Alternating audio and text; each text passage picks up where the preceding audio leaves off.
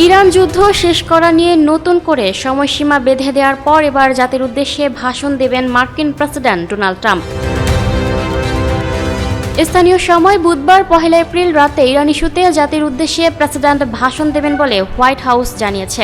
সামাজিক যোগাযোগ মাধ্যম এক্সে দেয়া পোস্টে হোয়াইট হাউসের প্রেস সেক্রেটারি ক্যারোলিন লেভিট বলেন, প্রেসিডেন্ট বুধবার রাত 9টায় ইরান বিষয়ে জাতির উদ্দেশ্যে গুরুত্বপূর্ণ হালনাগাদ তথ্য দেবেন। তবে এই বিষয়ে আর বিস্তারিত কোনো তথ্য দেননি তিনি। এর আগে মঙ্গলবার 31শে মার্চ হোয়াইট হাউসের ওভাল অফিসে সাংবাদিকদের সঙ্গে আলাপকালে ট্রাম্প বলেন, যুক্তরাষ্ট্র আগামী 2 থেকে 3 সপ্তাহের মধ্যে ইরানের সামরিক অভিযান শেষ করবে। মার্কিন প্রেসিডেন্ট ডোনাল্ড ট্রাম্প বলেন, আমরা কাজটি শেষ করছি। সম্ভবত যুক্তরাষ্ট্র 2 সপ্তাহের মধ্যে অথবা চূড়ান্ত শেষ করতে আরো কয়েকদিন বেশি সময় লাগতে পারে। তিনি আরো বলেন, আমরা তাদের সব সামরিক সক্ষমতা ধ্বংস করতে চাই, তবে এর আগেও একটি চুক্তি হতে পারে। ইরান চুক্তিতে না আসলেও যুক্তরাষ্ট্র যুদ্ধ থেকে বের হয়ে যাবে বলে জানান ট্রাম্প। তিনি বলেন, ইরান চুক্তি করুক বা না করুক, যুক্তরাষ্ট্রের অবস্থান পরিবর্তন হবে না। প্রেসিডেন্ট ট্রাম্প আরো বলেন, ইরানকে কোনো চুক্তিতে আসতে হবে এমন কোনো বাধ্যবাধকতা নেই। যুক্তরাষ্ট্র চাইলে কোনো সমঝোতা ছাড়াই এই যুদ্ধ বন্ধ করতে পারে। সূত্র বিবিসি, আল জাজিরা।